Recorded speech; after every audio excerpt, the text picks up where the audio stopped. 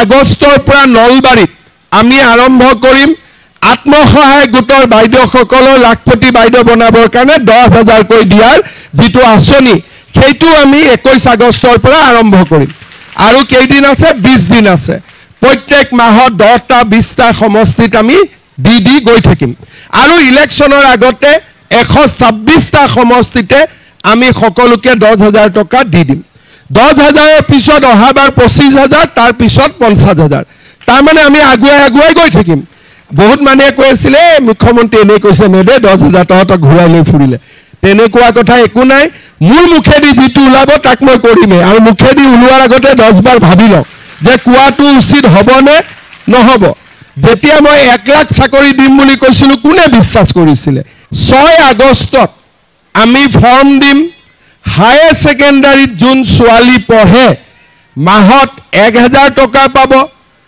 ডিগ্ৰীত যোন ছোৱালী পঢ়ে 1250 টকা পাব হায়াৰ ছেকেণ্ডাৰী ইউনিভাৰ্চিটিত যোন ছোৱালী পঢ়ে 2,500 টকা মাহত পাব এইবাৰ আমি ঠিক কৰিছোঁ যে আমাৰ দুখীয়া ল'ৰাবিলাকে মেট্ৰিক দিয়ে কোনোবাই নোট এখন কিনিব নোৱাৰে কিতাপ এখন কিনিব নোৱাৰে এইবাৰ মেট্ৰিকত যিমান ল'ৰা ছোৱালীয়ে ফৰ্ম ফিল আপ কৰিব মেট্ৰিক পৰীক্ষা নোহোৱালৈকে তেওঁলোকক আমি 300 টকাকৈ প্ৰত্যেক মাহত আমি দি গৈ থাকিম চৰকাৰী চাকৰি 10 অক্টোবৰত আমি প্ৰায় 40-50 হাজাৰ ল'ৰাক আৰু চাকৰি দিম 1,70,80,000 ল'ৰা ছোৱালীয়ে চাকৰি পাব লগে লগে আমি পুলিচ বা আন যিমানবিলাক পোষ্ট আছে তাৰ আকৌ নতুন এডভাৰটাইজ আমি দিম তাৰমানে প্ৰত্যেক বছৰে যাতে এপইণ্টমেণ্ট হৈ থাকিব পাৰে যি ল'ৰা ছোৱালীয়ে আমি অৰুণোদয় হিতাধিকাৰী নিৰ্বাচন কৰিছোঁ 17 ছেপ্টেম্বৰত প্ৰধানমন্ত্ৰী নৰেন্দ্ৰ মোদীৰ জন্মদিনৰ দিনা আমি অৰুণোদয় আঁচনি আৰম্ভ কৰিম বিটিআৰটো পাব আৰু মই বিটিআৰটো ডিসি সকলক কৈছোঁ যে অকণমান যদি বেছিও দিব লাগে বিটিআৰৰ মানুহখিনি সদায় দুখত থাকে নোপোৱাৰ বেদনা লৈ থাকে গতিকে বিটিআৰত যদি অলপ বেছিও দিব লাগে আমি দি দিম কিন্তু আমি সুন্দৰ কৰি ৰাইজক অৰুণোদয় দিম কিন্তু এইবাৰ 1250 টকা অৰুণোদয়ৰ লগত আমি আৰু এটা আঁচনি যোগ কৰিছোঁ যে অৰুণোদয় পৰিয়ালে যদি গেছ কিনে ৰন্ধন গেছ কিনে আপোনালোকে 250 টকা কম দামত গেছৰ চিলিণ্ডাৰ পাব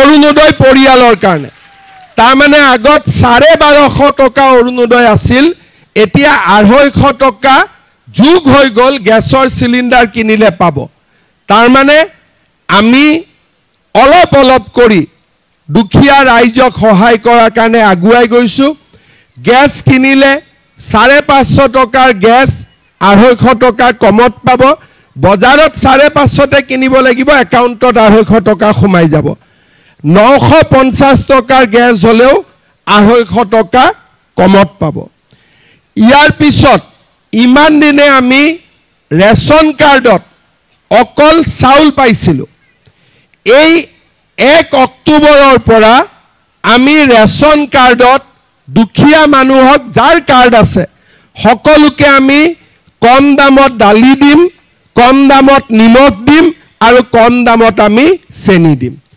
তাৰমানে চৰকাৰে 1250 টকাৰ অৰুণোদয় দিলে 250 টকাৰ গেছ দিলে দালি নিমখ চেনিৰ দামো আমি পুৰা আধালৈকে আমি কমাই দিম ইয়াৰ পিছত আপোনালোকৰ ছোৱালী কলেজত যায় ল'ৰা কলেজত যায় বিনামূলীয়া এডমিশন হল 6 আগষ্টত আমি ফৰ্ম দিম হায়াৰ ছেকেণ্ডাৰীত যোন ছোৱালী পঢ়ে মাহত 1,000 টকা পাব ডিগ্ৰীত যোন ছোৱালী পঢ়ে 1250 টকা পাব হায়াৰ ছেকেণ্ডাৰী ইউনিভাৰ্চিটিত যোন ছোৱালী পঢ়ে 2,500 টকা মাহত পাব এইবাৰ আমি ঠিক কৰিছোঁ যে আমাৰ দুখীয়া ল'ৰাবিলাকে মেট্ৰিক দিয়ে কোনোবাই নোট এখন কিনিব নোৱাৰে কিতাপ এখন কিনিব নোৱাৰে এইবাৰ মেট্ৰিকত যিমান ল'ৰা ছোৱালীয়ে ফৰ্ম ফিল আপ কৰিব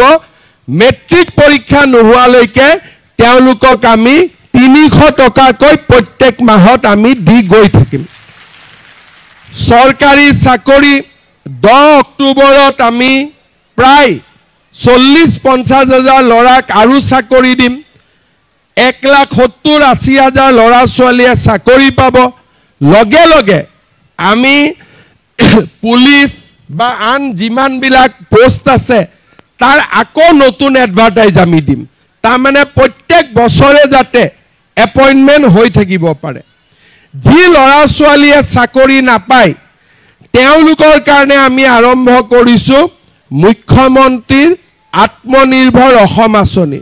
চৰকাৰে 2 লাখ টকাকৈ দিব আৰু নিজৰ ব্যৱসায় নিজে কৰিব পাৰিব। লাহে লাহে আমাৰ যুৱ বাহিনীৰ ল'ৰা ছোৱালী যিবিলাকে চাকৰি নাপাব তেওঁলোকক এই আঁচনিখনৰ লগত আমি জড়িত কৰি দি গৈ থাকিম। অৰ্থাৎ আজি আমাৰ চৰকাৰখনে যিমানবিলাক আঁচনি হাতত লৈছে কোনেও ল'ব পৰা নাছিল। 21 আগষ্টৰ পৰা নলবাৰীত আমি আৰম্ভ কৰিম আত্মসহায়ক গোটৰ বাইদেউসকলৰ লাখপতি বাইদেউ বনাবৰ কাৰণে 10,000কৈ দিয়াৰ যিটো আঁচনি সেইটো আমি 21 আগষ্টৰ পৰা আৰম্ভ কৰিম। আৰু কেইদিন আছে? 20 দিন আছে। প্ৰত্যেক মাহত 10টা 20টা সমষ্টিত আমি দি গৈ থাকিম। আৰু ইলেকশ্যনৰ আগতে 126টা সমষ্টিতে আমি সকলোকে 10,000 টকা দি দিম। 10,000ৰ পিছত অহাবাৰ 25,000 তাৰ পিছত 50,000। তাৰমানে আমি আগুৱাই গৈ থাকিম। বহুত মানুহে কৈ আছিলে মুখ্যমন্ত্ৰী এনে কৈছে নেদে 10,000 তহঁতক ঘূৰাই লৈ ফুৰিলে। তেনেকুৱা কথা একো নাই। মোৰ মুখেদি যিটো ওলাব তাক মই কৰিমেই। আৰু মুখেদি ওলোৱাৰ আগতে 10 বাৰ ভাবি লওঁ যে কোৱাটো উচিত হ'বনে নহ'ব। যেতিয়া মই 1 লাখ চাকৰি দিম বুলি কৈছিলোঁ কোনে বিশ্বাস কৰিছিলে? এতিয়া মানুহক 2 লাখ বুলি ক'লেও বিশ্বাস কৰিব। কিয়? আগৰ কামটো আমি কৰি দেখুৱালোঁ। কিন্তু এটা আমাৰ কাম আছে। অসমত যেতিয়া চাকৰি ওলায় এতিয়া সকলো মানুহে জানে যে এই চাকৰিত কোনেও টকা পইচা নলয়। সকলো মানুহে চাকৰি পাব পাৰে। কিন্তু এই বিশ্বাসটো কোকৰাঝাৰৰ চাকৰিটো আমি আনিব লাগিব। যাতে দিছপুৰত যেনেকে চাকৰি সকলো জাতি জনগোষ্ঠীৰ মানুহে পায়, মেৰিটত পায়। অহাবাৰৰ পৰা বিটিচিটো যিমান চাকৰি ওলাব মেৰিটত হ'ব লাগিব, সকলো জাতি জনগোষ্ঠীৰ মানুহে পাব লাগিব। মই 2টা কাম, মাটি বাৰীৰ অধিকাৰ সকলোৱে পাব লাগিব, চাকৰি বাকৰিৰ অধিকাৰ সকলোৱে পাব লাগিব, আৰু চৰকাৰৰ আঁচনিৰ অধিকাৰ সকলোৱে পাব লাগিব। এতিয়া আমি জিঅ' টেগিং কৰিছোঁ। কোনো সিলেকশ্যন কৰিব নালাগে। নিয়মত যোন পৰে আকাশৰ পৰা ছেটেলাইট দি আমি ঘৰ চাম। যাৰে ঘৰ নাই, যাৰে ঘৰ কেঁচা আমি তাকেই দিম। মানুহৰ লগত কথা নাই। কোনেও সিলেক্ট কৰিব নালাগে, কাকো টকা পইচা দিব নালাগে। আমি যি কৰিম আকাশৰ পৰা কৰিম। আজিকালি আমাৰ ব্যৱস্থা সম্পূৰ্ণ সাইন্টিফিক, যাতে কোনো মানুহ বাদ পৰি নাযায়। শ্ৰদ্ধাৰ ৰাইজ, এবাৰ আমাৰ খিল